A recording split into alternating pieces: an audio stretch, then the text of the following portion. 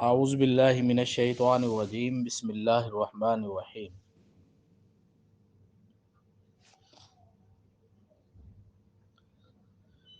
وَيَسْأَلُونَكَ، وہ سوال کرتے ہیں آپ سے، عن المحیض، حیض کے بارے میں۔ وہ سوال کرتے ہیں آپ سے حیض کے بارے میں۔ قل، کہہ دیجئے، ہوا، وہ، اذن، گندگی ہے، فاعتزلوا، پس الگ رہو، النساء، عورتوں سے، فی المحیض، حیض میں۔ یہودیوں کی عادت یہ تھی کہ حیض کے دنوں میں عورتوں کو بالکل تنہا کر دیتے تھے، نہ ان کے ساتھ کھاتے تھے، نہ ان کے ساتھ پیتے تھے، نہ ان کے ساتھ بات چیت کرتے تھے، ایک کمرے میں ان کو بند کر دیتے تھے، کھانا پینا ہر چیز ان کو وہیں پر مہیا کی جاتی تھی اور ان کو اچھوت بنا کے رکھ دیا جاتا تھا۔ اور عیسائیوں کے ہاں ترتیب یہ تھی کہ وہ حیض کے دنوں میں جماع بھی کرتے تھے، میاں بیوی کا تعلق قائم کرتے تھے۔ صحابہ رضی اللہ عنہم اجمعین نے حضور علیہ السلام سے پوچھا کہ اللہ کے نبی، ہمیں کیا کرنا چاہیے؟ ہم یہودیوں کا سا طرز عمل اختیار کریں یا عیسائیوں کا سا طرز عمل اختیار کریں؟ ہمارے لیے کیا بہتر ہے اور ہمارے لیے کیا حکم ہے؟ تو حضور صلی اللہ علیہ وسلم سے پوچھنے پر اللہ تعالیٰ نے یہ آیات نازل فرمائی کہ یہ آپ سے حیض کے بارے میں سوال کرتے ہیں، یعنی یہ آپ سے پوچھتے ہیں حیض کے دنوں میں جماع کے بارے میں۔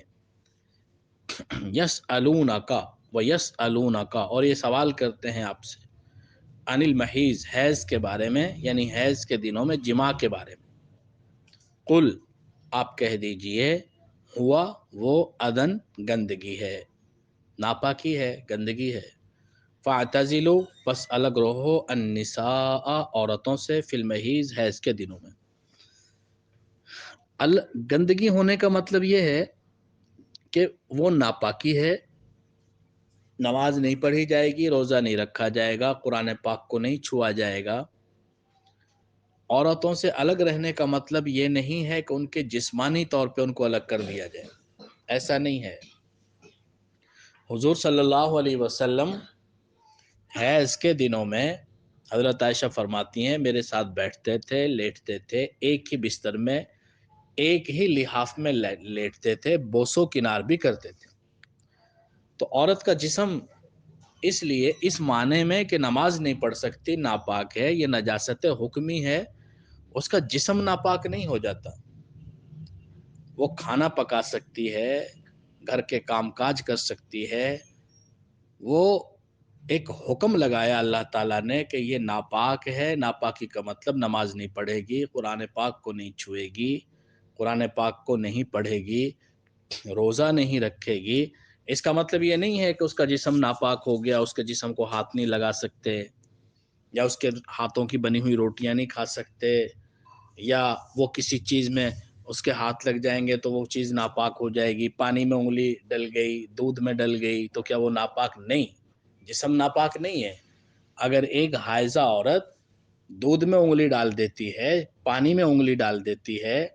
یا کوئی اور وہ بالکل ناپاک نہیں ہے، وہ جائز ہے، بالکل اسی طرح حلال اور پاک ہے جس طرح کسی بھی پاک عورت کا پاک ہوتا ہے۔ تو ان دنوں میں عورتوں سے دور رہنے کا مطلب یہ ہے کہ جماع نہ کیا جائے، اور ناف سے لے کر گھٹنے تک کا حصہ بغیر کپڑے کے استعمال نہ کیا جائے۔ ناف سے لے کر گھٹنے تک کا حصہ بغیر کپڑے کے استعمال نہیں کیا جا سکتا۔ کپڑوں کے ساتھ شوہر کے ساتھ لیٹنا، لطف اندوز ہونا، یہ بالکل جائز ہے، لیکن اتنا حصہ ننگا نہیں کیا جائے گا، کپڑے نہیں اتارے جائیں گے۔ یہ اللہ رب العزت نے یہاں پر حکم فرمایا وَيَسْأَلُونَ کا سوال کرتے ہیں آپ سے انل محیض حیض کے بارے میں، یعنی حیض میں جماع کے بارے میں، قل کہہ دیجئے ہوا وہ اذن گندگی ہے، فاعتدلوا پس الگ رہو النساء عورتوں سے فی المحیض حیض میں، ولا تقربوہن اور مت قریب جاؤ ان کے،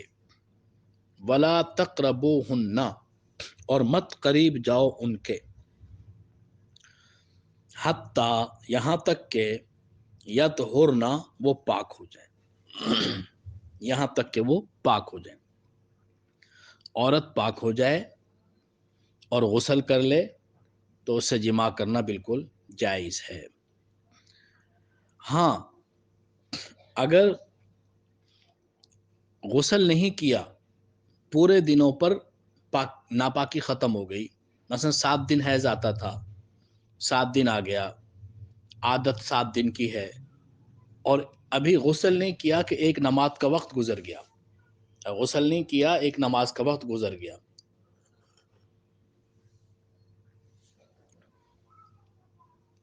تو بغیر غسل کے بھی میاں بیوی مل سکتے ہیں۔ یہ بہت اہم مسئلہ بتا رہا ہوں کہ مثال کے طور پر پاک ہو گئی عورت، غسل نہیں کیا اور ایک نماز کا وقت گزر گیا، تو میاں بیوی آپس میں مل سکتے ہیں۔ فَإِذَا تَطَهَّرْنَا پھر جب وہ اچھی طرح پاک ہو جائے، غسل کر لے۔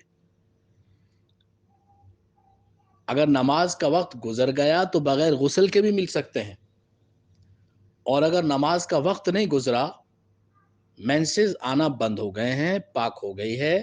ابھی غسل نہیں کیا ہے اور نماز کا وقت بھی نہیں گزرا ہے، تو بغیر غسل کے مل نہیں سکتے، پہلے غسل کرے گی تب ملاقات ہو سکتی ہے۔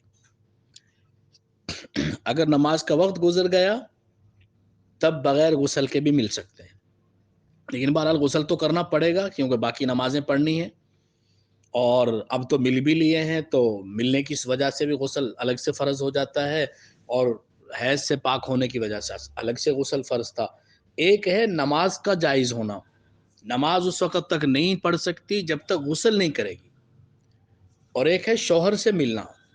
شوہر سے مل سکتی ہے اس صورت میں کہ ایک نماز کا وقت اس کے اوپر گزر گیا ہو، مینسز بند ہونے کے بعد۔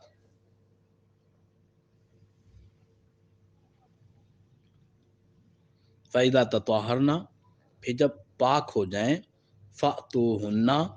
آؤ ان کے پاس، من حیث جہاں سے امرکم اللہ حکم دیا ہے تم کو اللہ نے، من حیث جہاں سے امرکم اللہ حکم دیا ہے تم کو اللہ نے، یعنی اس جگہ سے آؤ جہاں سے اللہ نے حکم دیا ہے، اور وہ بچہ پیدا ہونے کی جگہ ہے۔ بڑے پیشاب کے راہ میں جمع نہیں کیا جا سکتا۔ صحابہ رضی اللہ عنہم اجمعین جب مکہ سے مدینہ پہنچے اور مدینہ کی خواتین سے شادی کی انصار سے، تو انصار کی خواتین کو ایسا کوئی تجربہ نہیں تھا اور ایسی ان کی کوئی عادت نہیں تھی، جبکہ مکے کے لوگ دونوں راستوں میں جمع کیا کرتے تھے۔ جب انہوں نے کرنا چاہا، انہوں نے منع کر دیا کہ ہمیں تو ایسی عادت نہیں ہے اور ہم تو یہ نہیں چاہتی۔ تو یہ اللہ کے نبی کے پاس پہنچ گئی بات، آہستہ آہستہ آہستہ آہستہ بات پہنچ گئی اللہ کے نبی تک، تو اللہ رب العزت نے پھر یہ آیات نازل فرمائی جن کے اندر صراحتاً منع کیا گیا یہ غیر فطری عمل ہے، ناجائز اور حرام ہے، نہ اس کا کرنا جائز ہے نہ اس کو کرنے دینا جائز ہے، اس کا کرنا بھی حرام اور اس کو کروانا بھی حرام۔ اللہ تعالیٰ نے ایک راستہ رکھا ہے اور اسی راستے میں جمع ہونا چاہیے۔ فَأْتُوهُنَّ آؤ ان کے پاس، من حیث امرکم اللہ جہاں سے تم کو اللہ نے حکم دیا ہے۔ ان اللہ بے شک اللہ یحب پسند کرتا ہے التوابین توبہ کرنے والوں کو، وَيُحِبُّ اور پسند کرتا ہے المتطہرین پاک رہنے والوں کو۔ تو پیچھے والے کاموں سے تو کرو توبہ، اور آئندہ کے لیے پاک صاف رہو، وہ چاہے حیض کے دنوں میں جماع سے بچنے کی بات ہو،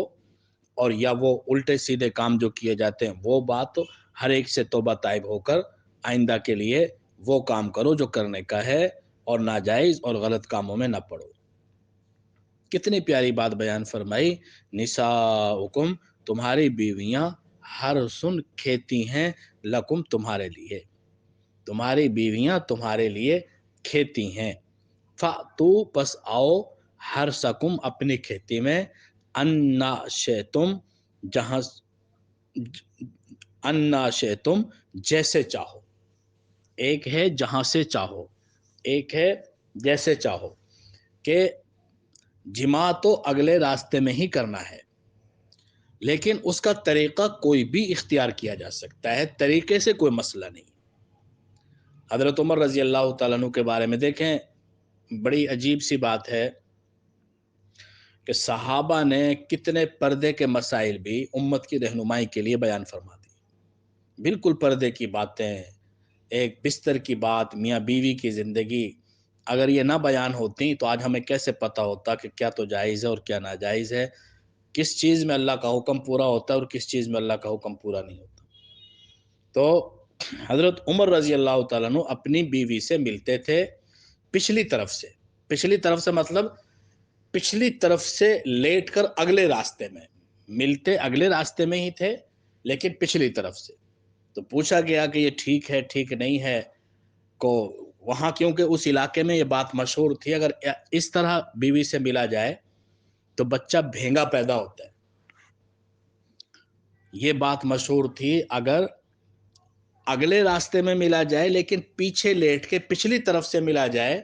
تو بچہ بھینگا پیدا ہوتا ہے۔ جب یہ بات پوچھی گئی اللہ کے نبی سے تو بتایا گیا کہ نہیں، اس کی کوئی وہ نہیں ہے، محض ایک رسم ہے اور محض ایک غلط فہمی ہے اور یہ توہم کی بات ہے، ایسا کوئی مسئلہ نہیں ہے۔ ہاں، اگلے راستے میں ملنا ہے، جیسے مرضی ملو، کھڑے ہو کے ملو، لیٹ کے ملو، بیٹھ کے ملو، پچھلی طرف سے آ کے ملو، سامنے سے آ کے ملو، بیوی اوپر ہو، شوہر نیچے ہو، شوہر نیچے اوپر ہو، بیوی جو بھی کیفیت ہو، سب کچھ جائز ہے لیکن اگلے راستے میں۔ نساؤکم تمہاری بیویاں، حرث لکم تمہاری کھیتیاں ہیں، فأتوا حرثکم آؤ اپنی کھیتیوں میں، انا شئتم جہاں سے چاہو، وقدموا اور آگے بھیجو، انا شئتم جس طرح چاہو، جس طرح چاہو آ سکتے ہو، وقدموا اور آگے بھیجو، لانفسکم اپنی جانوں کے لیے۔ دنیا داری کی باتیں ہیں، اصل چیز آخرت کو دیکھنا، یہ نہیں دیکھنا کہ ہمیں ہمارے نفس کو تسکین کیسے پہنچتی ہے، ہماری لذت کس میں زیادہ ہے، دیکھنا یہ ہے کہ ہماری آخرت کی بھلائی کس چیز میں ہے۔ وقدموا آگے بھیجو، لانفسکم اپنی جانوں کے لیے، واتقوا اللہ اور ڈرو اللہ سے، واعلموا اور جان لو، انکم کہ بے شک تم، ملاقوہ اس سے ملنے والے۔ اللہ تعالیٰ صرف تقوی کا حکم نہیں دیتے، تقوی کا طریقہ بھی بتاتے ہیں۔ وہ کیا ہے کہ اس بات کا استحضار کیا جائے، اس بات کو سوچا جائے، اس بات کا مراقبہ کیا جائے کہ ہم نے ایک دن اللہ سے ملنا ہے، تو اس سے تقوی پیدا ہو جائے گا۔ وبشر المؤمنین اور آپ خوشخبری دے دیں ایمان والوں کو، آج آپ خوشخبری دے دیں ایمان والوں کو۔